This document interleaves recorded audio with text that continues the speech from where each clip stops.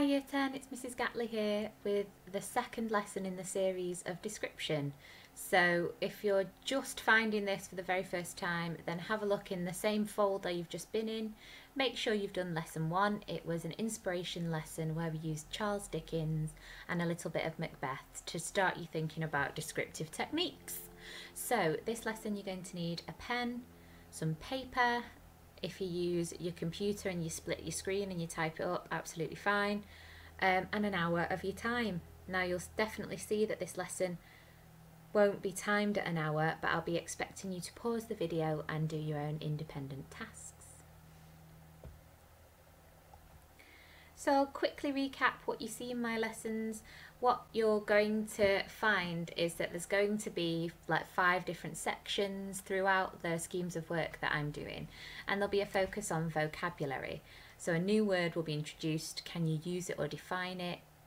Once you've got a bank of these words, I would be jotting them down every lesson, and you're building up a clear vocabulary that you can use either in your description or in your analysis of any language style question. There'll be a fill in the blanks section or a note taking section or something where you have to be quite active. Maybe it'll just be finding the most important new information and pausing the video for a length of time, anywhere up to 20 minutes. Some parts of my lesson will have a clip, or I will point you to a clip on YouTube that you should be looking at. Last lesson we looked at the trailer for Macbeth. There might be a mini quiz and self-mark your answers when I give you them, and we'll recap at the end. So let's get going. So just like we would do in class, this is your do now activity, and it is not related necessarily to the descriptive writing of English language, but it's related to revision of your English literature. Have a go now, please.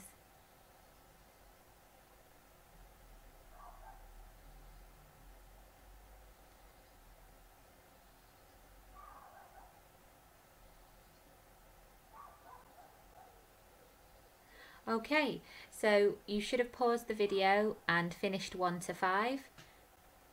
If not, keep going. You can either write them all out or just write the keywords. And at any point, if you want me to have a look at the evidence that you've collected during these lessons, then you could simply take a picture of it and email to the SSA English inbox. So, question number 1 of our do now, let's recap. You will see the WP, and you know that that should stand for War Photographer by Carol Ann Duffy. And one of those lines is, and how the blood stained into foreign dust. Give yourself a tick if you got blood, and give yourself another tick if you got War Photographer and Duffy. Question number 2 is from A Christmas Carol. You'll be able to see that quite easily there. And the blank is, I am as light as a feather. And we know that it's Scrooge talking in the last stave. Question number 3 is from An Inspector Calls, and it's an open question. Eric is described as being how old? So there's no hint there. You could obviously Google it, you could have a look. We know he's half shy, half assertive, and it does tell us that he's in his early 20s.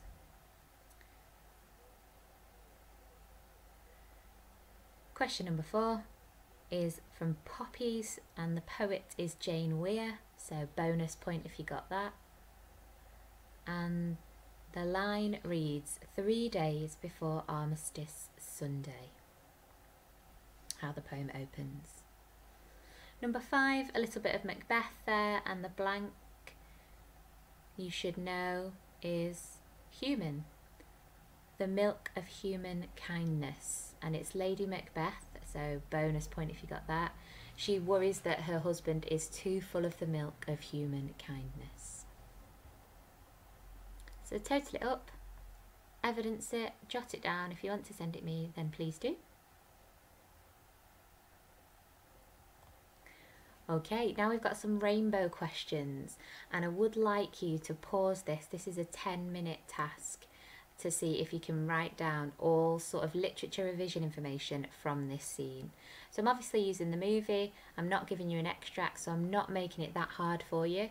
They start on the easier questions, which is the red one, right the way down to the purple one. So your task now is to work out who is in this scene, what are they doing, where do you think they are, why are they doing what they're doing, how are they feeling, are they both feeling the same, and can you give me a direct quote from that scene as well. So have a go, pause the video now, 10 minutes on this one. You might just want to do it in bullet points, or you might want to flesh it out a little bit further and put it into a paragraph. It's entirely up to you.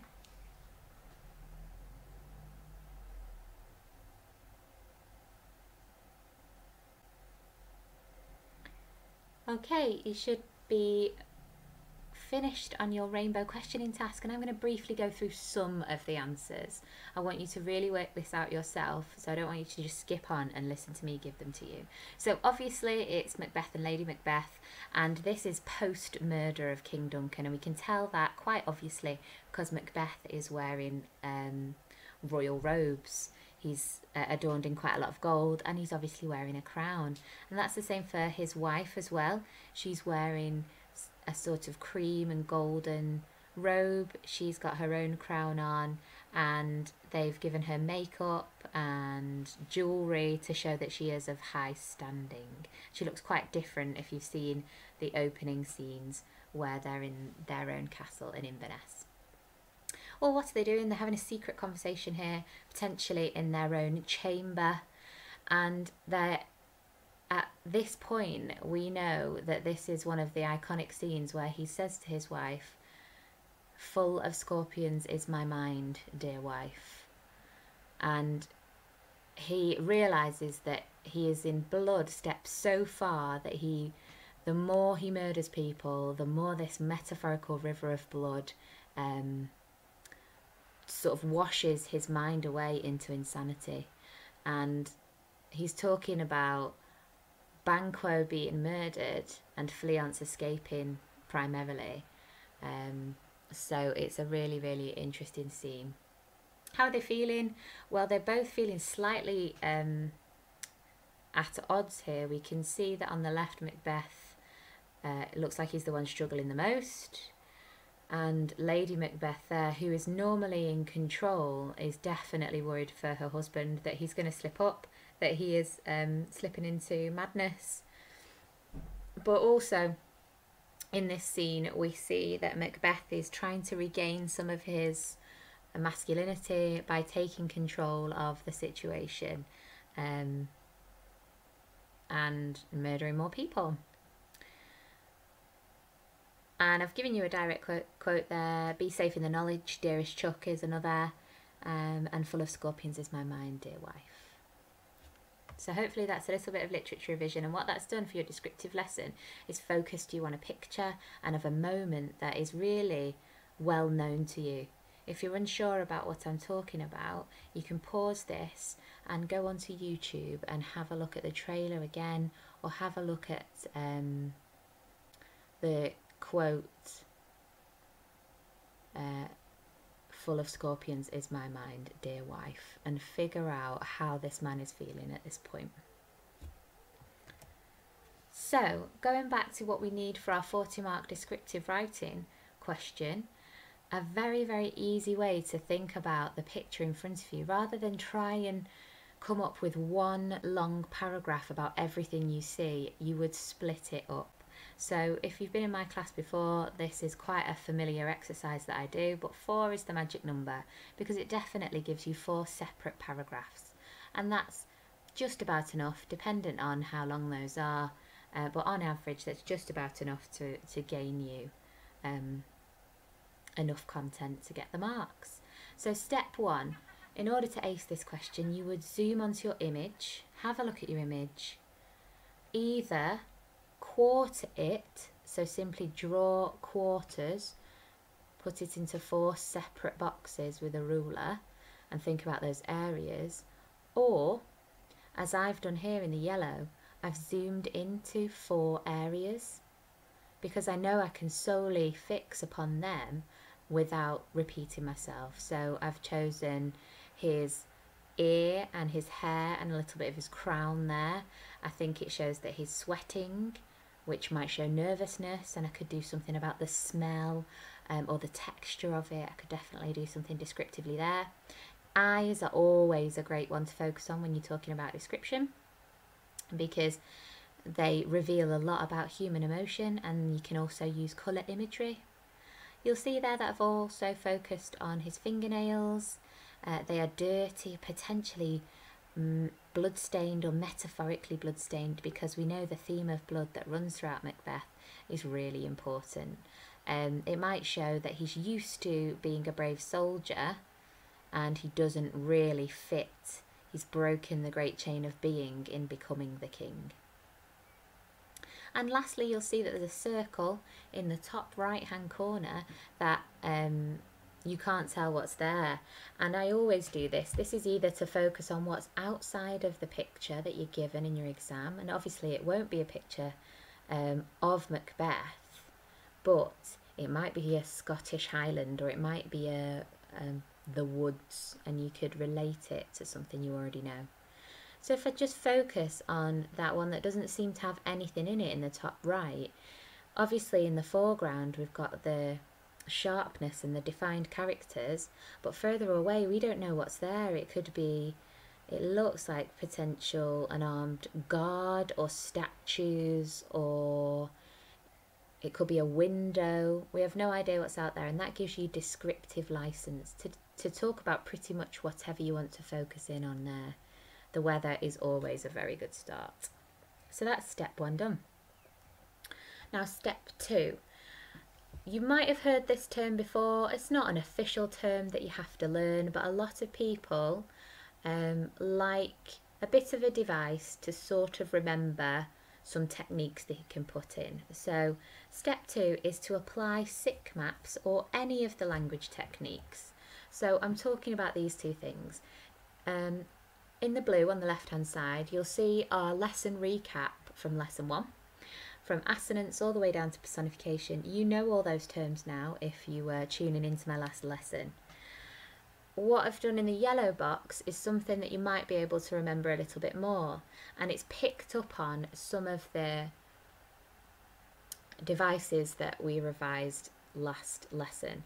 Now you can choose any, but the reason I'm telling you about this new one in the yellow box is because it's just another step in building a way to access the question where you're not repeating yourself. So we find when our examiner's looking at this question, it's either one paragraph and doesn't say enough because you've attempted the whole picture in one paragraph. It doesn't focus on individual detail, and you use the same technique, so you might just use similes all the way throughout. So SiC Maps here stands for similes and imagery. So we know that imagery is any vivid picture that's created. Colours that I've already mentioned in my previous slide, so colour imagery to do with the dirt under his fingernails or the colour of his eyes. Maybe it's a dull grey because he's a murderer. He lacks emotion now. The K there is to make sure you keep the flow, punctuate your work. Yes, you get 24 marks for your content, what's good and what's there and what's written, but you get 16 marks for technical accuracy. So if you are using semicolons for an extended list, or you're using exclamation marks, then you're going to get technical accuracy points. M for metaphors. You know I'm a big fan of a metaphor rather than a simile.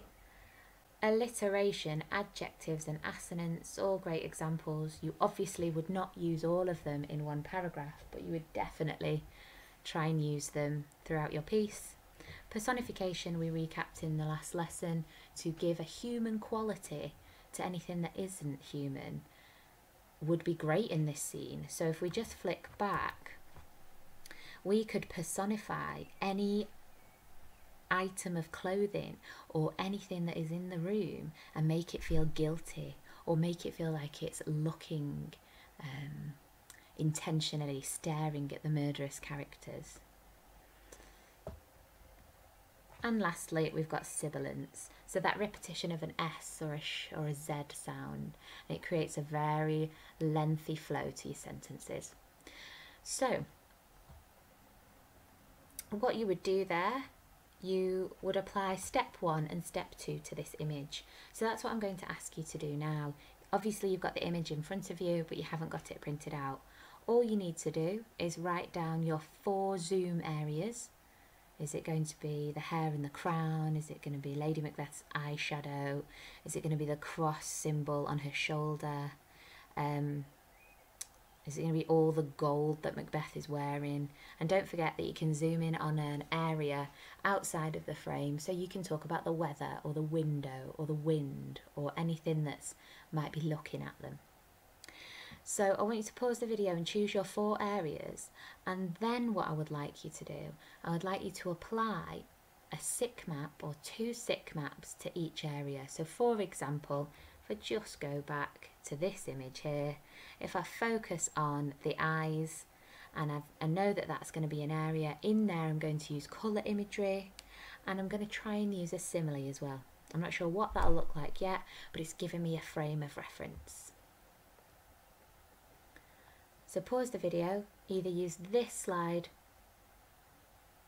when you've paused it to give you reference, go back to this slide to check which ones you'd like to use. So use 4 because you're using 4 areas, or stretch yourself and use 8 and choose to put 2 on each area. And off you go.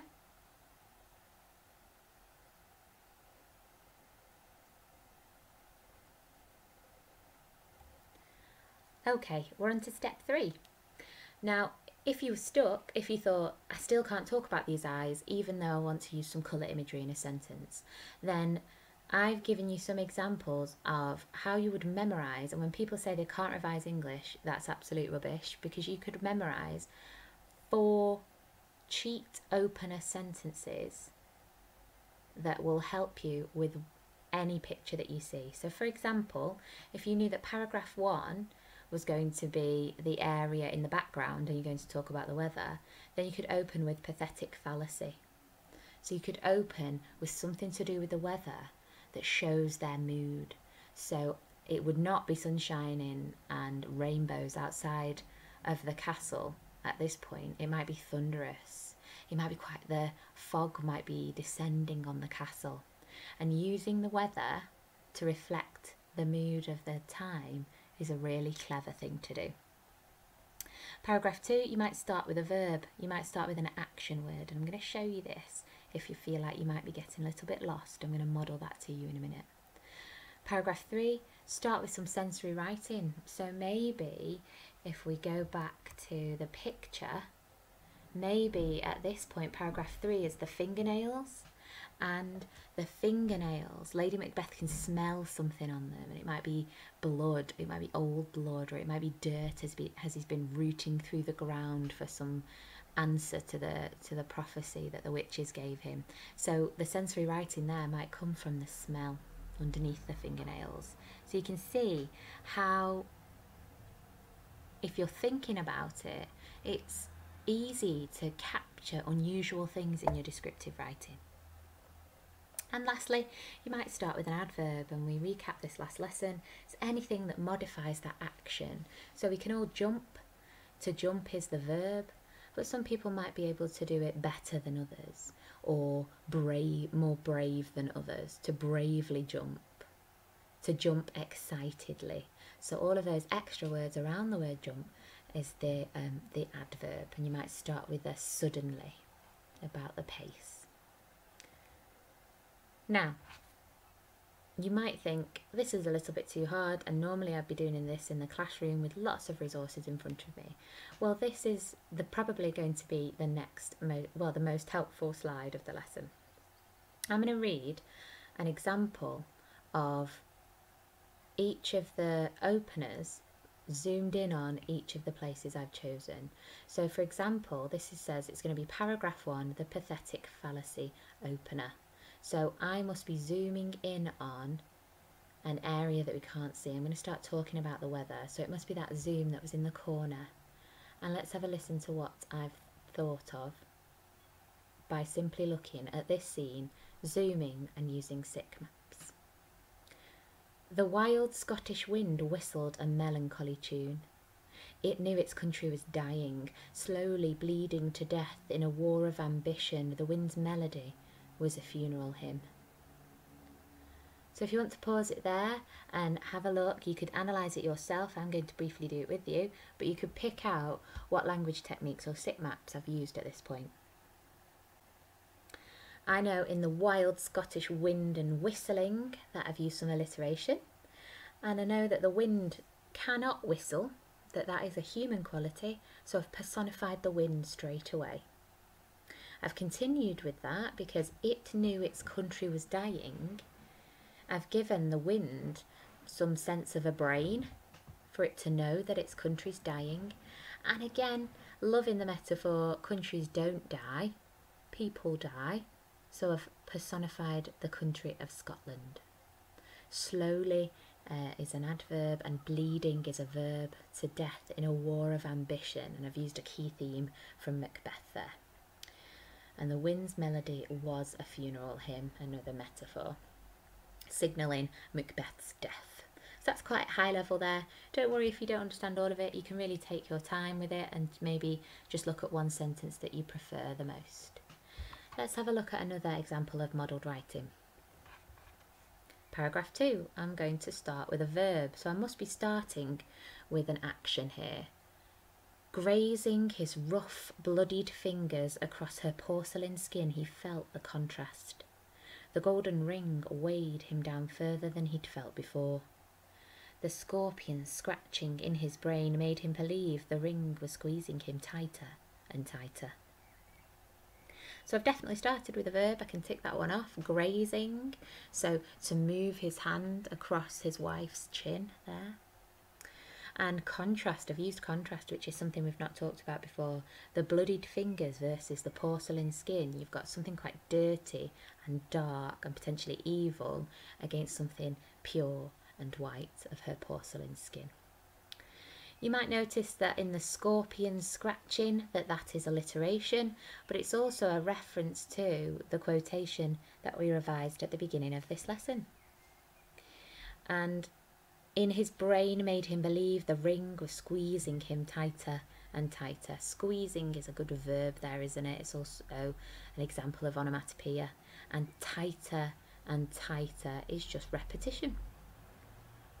So again, if you're unsure that this might be a little bit difficult at this point, investigate what you would put at this time. If you were talking about his fingers and her chin and the ring that he's wearing, what would you say about it?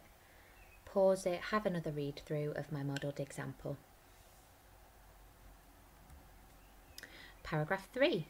I'm going to start with some sensory writing. So we've all got our senses: taste, touch, hear, smell. And I want us to either to focus on one of them, two of them, all of them. I have no idea. It's up to you. But at this point, I've talked about smell. I think that's really can be really, really emotive. Let's see what I've done with it. A gentle wave of bittersweet perfume entered the chamber. Her purple robes clung to the floor, weighed down, heavy and without grace. Wild orange and a church-like odour encapsulated her. She was tiptoeing like a frightened dormouse, apprehensive and longing for their black and deep desires to be extinguished. A white light needed to break through. So the sensory writing here, and I've focused on Lady Macbeth entering. Now we didn't see that, but I've imagined it, and I've just talked about what she's wearing, what she smells like, and what her actions are. And she's obviously in this scene potentially not in control. I've embedded a quote, haven't I? Their black and deep desires. Wouldn't that be great if you, in revising for literature, could be inspired by one of your quotes to help you along with your picture? If we have a look at some of the examples, a gentle wave, well, that there is a lovely metaphor, because perfume does not come in literal waves. And then towards the end, I just want to focus on the colon there to split up those two clauses. Your technical accuracy is really important, and you have to vary it. You can't just have, particularly with a top set, you might waffle for ages with just giving me lots of commas and lots of clauses, and it won't make much sense. So a very short sentence next to a longer one gives you more technical accuracy points. And then very lastly, your task here is to pause, have a read of my 3 paragraphs, which written out would be potentially a page or more. And I'd like you to start with an adverb, a suddenly, quietly, wistfully, an ly word. Can you start with an ly word? Focus on one of the zoom areas. It can be one I've already covered or a new one from this image. Zoom in on it, start with an adverb and think about what devices you'd put in there. Now, take your time with this. In class, we obviously wander around and we look at each other's and we read around the subject. You are more than welcome to pause this, go and have a look on Google, go and grab a book from your bookshelf and have a read of some description from a text.